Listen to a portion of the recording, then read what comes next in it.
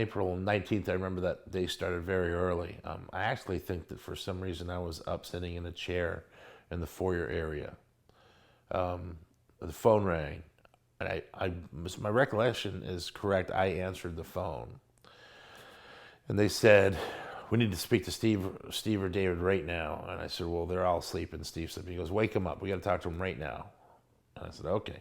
So I woke up Steve, and I said, "It's the FBI on the phone. They want to talk to you." And he didn't appear too interested in talking to them. But he came down. I guess finally he came and got on the phone with them. And while this is going on, you could hear tanks coming down. You could hear tanks kind of lining up in front of the building. And then they said, "Steve, apparently they told him on the phone that this raid is over." The speaker system came on. They said, "This raid is over. We're going to start shooting a non-lethal," this is what they said, "a non-lethal tear gas into the building. It's going to render everything uninhabitable. It's going to fuse with your furniture and basically make life very unpleasant. Come out now. The siege is over. You're all under arrest." And so no one was really moving. People were starting to wake up. Steve was going up and down the hall yelling, "Get your masks, get your masks. They're going to gas us." So people started to put their masks on.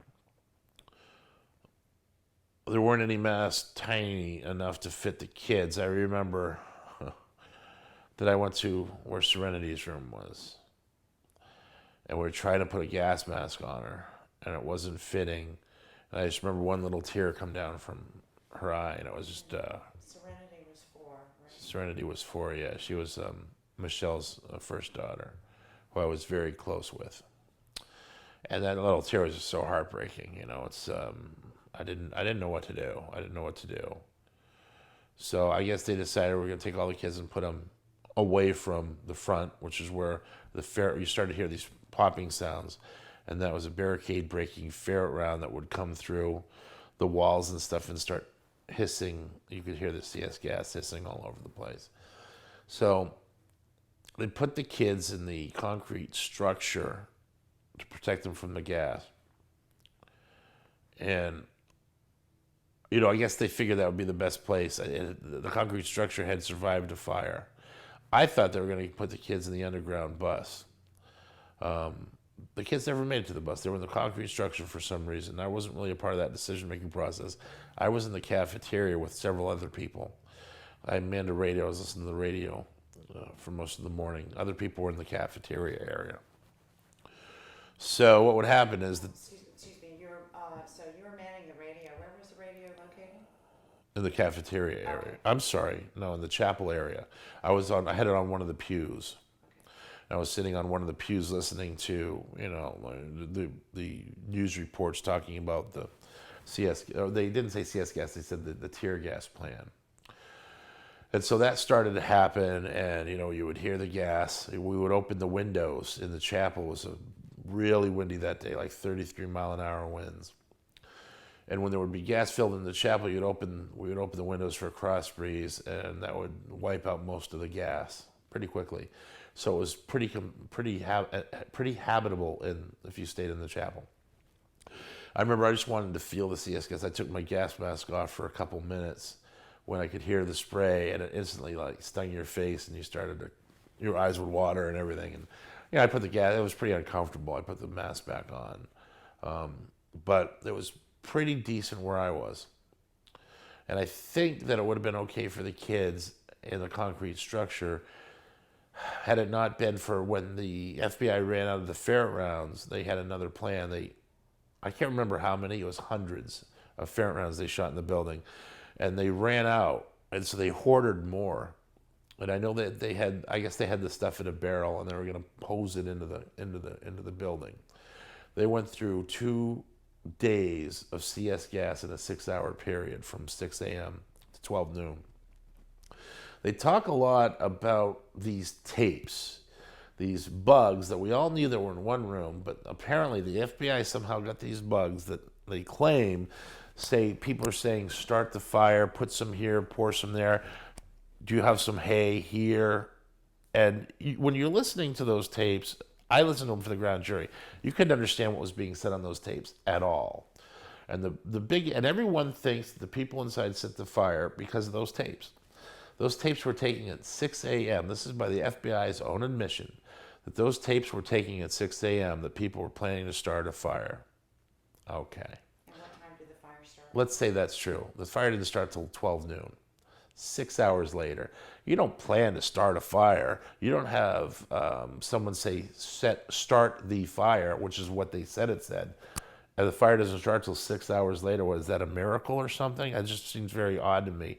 And yet that's the tape they still use. And people buy it and believe that the people inside really set the fire. 4 pyrotechnic devices were found in that building. The FBI lied about it for years, and then they had to finally come forward and say, yes, we used pyrotechnic devices, but the Davidians still started the fire. They always add that in. It's not the truth, though.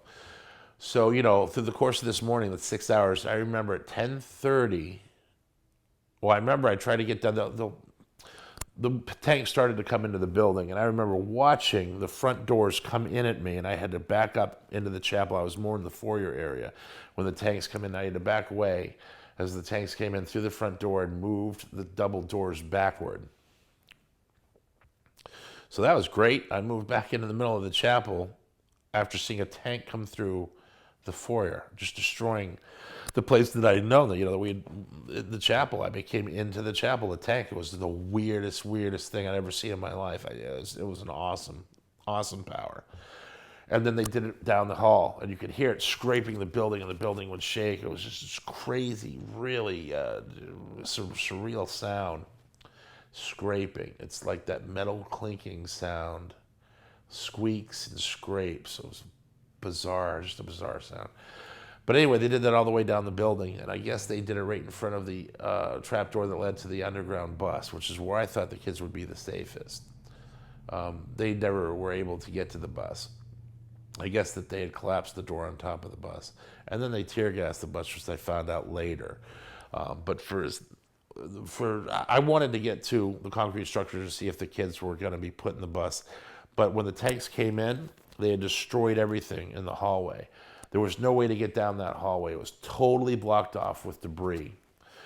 Every room also had kerosene lanterns. That's how we had light at night. So all those kerosene lanterns in all those rooms would have been destroyed.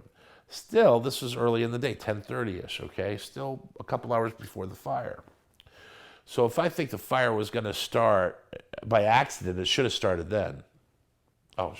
So, I think the fire should have started then, but it didn't. It didn't start till yet another 2.5 hours, or 2 hours later. At 10:30, I heard something that really shook me, because the last time I saw David, it was mid-morning.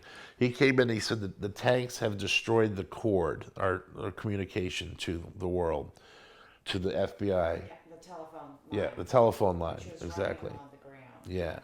So we're trying to get another line in here to establish communications. Maybe they'll see that we're not going to come out, and they will back up and let me finish my 7 CO manuscript. That was the last thing that David said to me. And then I didn't see him again. But I did have the radio on, and I heard something that I'll never forget. And I knew it was, I've never lost hope in life before. Even at your worst time, you always have hope for something better, even your darkest hour. At 10:30, there was a news conference that came on that said the Branch Davidian compound in Waco, Texas is being gassed by the FBI. And the FBI have received 80 to 200 gunshots against their CEVs, but due to the credit of the FBI, they have not fired back at the Davidians. And when I heard that, that took the wind out of me. I was stunned, because I remember right before that, I was looking around at my friends. Tanks are coming into their building, and no one is shooting at the tanks. A 223 round isn't going to affect the tank anyway, and everyone knew that. But you still want to defend yourself when something like that comes at you. And I remember thinking, wow, my friends really have fortitude to not be shooting back at these people. I was impressed with everyone that I was surrounded with for not shooting at the tanks. I didn't hear one gunshot that entire morning. Yet they said that they were receiving gunfire. I knew that they were setting the American public up for a massacre. That's when I lost hope. They were the final lie the FBI was telling the world was that we were shooting at them. And I knew we were dead.